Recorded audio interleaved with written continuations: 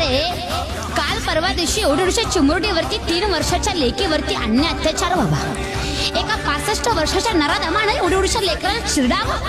अरे लाजा वाटल्या पाहिजेत असल्या नराधमांना वासरू दाखवावं म्हणून निमित्त करावं, त्या लेकराला हाताला धरून न्यावं, बोटाला धरून न्यावं, त्या लेकरावरती अन्य अत्याचार करावे, अन्य अत्याचार करून दगडात ठेचून अरे त्या लेकराला उकरंड्यामध्ये गाडावं.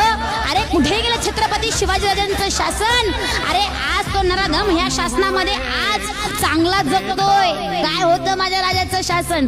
अरे त्या रांजाच्या पाटलांनी एका आया बहिणीवरती अन्य अत्याचार केला, तर माझ्या राजांनी त्या रांजाच्या पाटलाचा भर चौकात चौरंग केला.